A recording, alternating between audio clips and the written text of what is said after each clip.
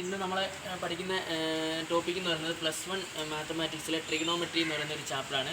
പലർക്കും ഭയങ്കരമായിട്ടുള്ള കൺഫ്യൂഷനും ഭയങ്കരമായിട്ടുള്ളൊരു പേടി സ്വപ്നമാണ് ട്രിഗണോമെട്രി എന്ന് പറയുന്നത്. പ്രത്യേകിച്ച് എന്താ പറയുക, മാത്സ് പേടിയുള്ളവർക്ക്, പ്രത്യേകിച്ച് മാത്സ് പേടിയുള്ളവർക്ക്.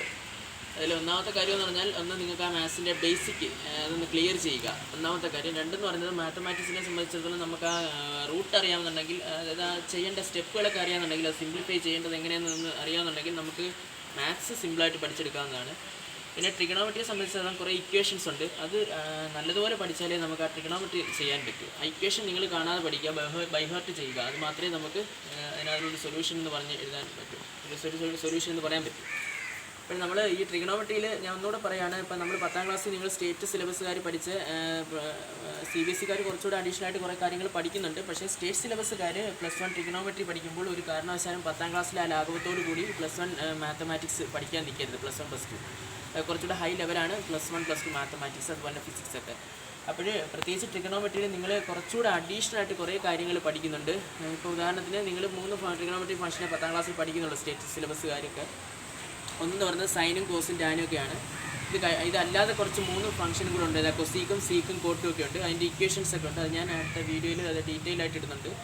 തൽക്കാലം നിങ്ങൾക്ക് 10ാം ക്ലാസ്സിലെ ബേസ് ചെയ്ത് വെച്ചുള്ള ഒരു സിമ്പിൾ ഒരു പ്രോബ്ലമാണ്.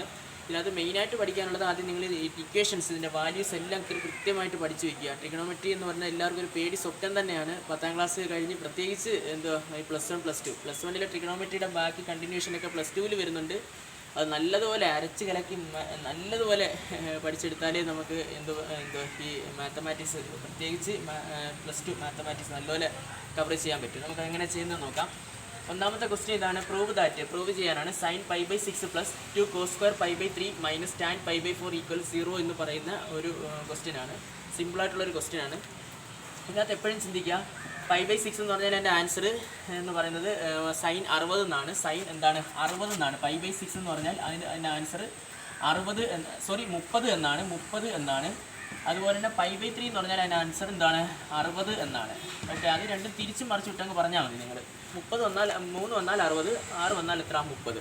അല്ല, tan π/4 എന്ന് പറഞ്ഞാൽ 4 വരുന്നതായതുകൊണ്ട് 45 എന്നങ്ങ് കൊടുക്കുക. ഓക്കെ, അത് മനസ്സിലാക്കി നിങ്ങൾ 10ാം ക്ലാസ്സിൽ ആ ടേബിൾ പഠിച്ചിട്ടുണ്ടല്ലോ, നമ്മളെടുത്ത് എഴുതുക. LHS, അത് ആ ടേബിൾ പഠിച്ച ആ ടേബിളിൻ്റെ ആ വാല്യൂ എടുത്തങ്ങ് കൊടുത്താൽ മാത്രം മതി, വേറെ ഒന്നുമില്ല. അപ്പോൾ LHS എന്ന് പറഞ്ഞാൽ നമ്മൾ ഇങ്ങോട്ട് ഇടുന്നത് ലെഫ്റ്റ് ഹാൻഡ് സൈഡാണിത്, അത് റൈറ്റ് ഹാൻഡ് സൈഡ്. നമ്മൾ ലെഫ്റ്റ് ഹാൻഡ് സൈഡ് സോൾവ് ചെയ്യുമ്പോൾ നമുക്ക് എന്ത് കിട്ടണം? റൈറ്റ് ഹാൻഡ് സൈഡ് കിട്ടണം. ഇപ്പോൾ LHS എന്ന് പറഞ്ഞാൽ ലെഫ്റ്റ് ഹാൻഡ് സൈഡ് ഈക്വൽ എന്ന് പറഞ്ഞ് അങ്ങോട്ട് എഴുതുക. ലെഫ്റ്റ് ഹാൻഡ് സൈഡ് ഈക്വൽ ഇതുപോലെ എഴുതണം. 2 sin π/6 + 2 cos². ഇത് എത്ര എങ്ങോട്ട് എഴുതുക? ലെഫ്റ്റ് ഹാൻഡ് സൈഡ് എന്ന് പറഞ്ഞ് ഈക്വൽ. ഇനി sin π/6 എന്ന് പറഞ്ഞാൽ sin 30 ആണ്. sin 30ൻ്റെ വാല്യൂ എന്ന് പറയുന്നത് 1/2 ആണ്. അത് അതേപടി എടുത്തങ്ങ് എഴുതണം. പ്ലസ് ഇട്ടിട്ട് 2 × 2 അങ്ങ് എഴുതണം. ഇൻറ്റു ഇത് cos π/3 ആണ്. cos π/3 2 എന്നുള്ള രൂപത്തിലായിരിക്കും നമ്മളിതിനെ കണക്കാക്കേണ്ടത്. അതായത് cos² സ്ക്വയർ ഇവിടെ വന്നാൽ അതിനർത്ഥം നിങ്ങൾ ഒരു കാര്യം ഇങ്ങനെ ചെയ്യുക, കോസിൻ്റെ ആ വാല്യൂ എടുത്തങ്ങ് എഴുതുക. cos π/3 എന്ന് പറഞ്ഞാൽ എത്ര? cos 60 ആണ്. cos 60ൻ്റെ വാല്യൂ 1/2 ആണ്. ആ 1/2 സ്ക്വയർ കിടക്കുന്നതുകൊണ്ട് അവിടെ സ്ക്വയർ കൊടുക്കുക. അവിടെ ക്യൂബ് ആയിരുന്നെങ്കിൽ ക്യൂബ് കൊടുക്കുക, അത്രയേ ഉള്ളൂ. ഇനി മൈനസ് ഇട്ടിട്ട് tan π/4 കൊടുക്കുക. tan π/4ൻ്റെ വാല്യൂ tan 45 ആണ്. tan 45ൻ്റെ വാല്യൂ 1 ആണ്. ആ 1 എടുത്ത് അങ്ങ് കൊടുത്തു.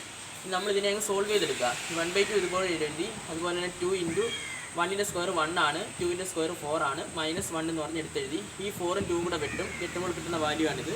അത് കഴിഞ്ഞിട്ട് 1/2 പ്ലസ് ഈ വെട്ടി കിട്ടുന്ന ബാക്കി വാല്യൂ ആണ് 1/2 -1 എന്ന് എഴുതുന്നത്. ഇതിൻ്റെ ആൻസർ അറിയാമല്ലോ. 1/2 + 1/2 എന്ന് പറഞ്ഞാൽ എന്താ? അര 1 എന്നുള്ള രൂപത്തിൽ അങ്ങ് കൂട്ടിയാൽ മതി. അല്ലെങ്കിൽ എന്താ, അത് ഒരു 2 അങ്ങ് എടുത്ത് എഴുതിയ ശേഷം എന്ത് ചെയ്യുക? 1ഉം 1ഉം കൂടെ ആഡ് ചെയ്യും. 1ഉം 1ഉം കൂടെ ആഡ് ചെയ്യുമ്പോൾ എത്ര കിട്ടും? 2/2 കിട്ടും. അങ്ങനെയാണ് ഈ 2/2 കൂടെ കിട്ടുന്നത്. 2/2 - 1 എന്ന് പറഞ്ഞിട്ട് ഈ 2/2 എന്ന് പറഞ്ഞാൽ എൻ്റെ ആൻസർ 1 ആണ്. 1 മൈനസ് എന്താ? 1 ആണ്. 1 - 1 എന്ന് പറഞ്ഞാൽ 0 ആണ്. 0 ഈക്വൽ എന്തുവാ? RHS എന്ന് വേണം പിന്നെ എഴുതി നിർത്താൻ. അപ്പോൾ ഈ മാത്സിൻ്റെ പ്രോബ്ലംസ് എല്ലാം നിങ്ങളൊന്നും കൂടെ ഒന്ന് ചെയ്ത് പഠിക്കുക, നല്ലതുപോലെ ചെയ്ത് പഠിക്കുക. ഇക്വേഷൻസ് നല്ലതുപോലെ ബൈ ഹാർട്ട് ആക്കുക. അതിന് ശേഷമേ നമുക്ക് ഈ ട്രിഗണോമെട്രി എന്ന് പറയുന്ന ഒരു ചാപ്റ്റർ നല്ലതുപോലെ ചെയ്യാൻ പറ്റും.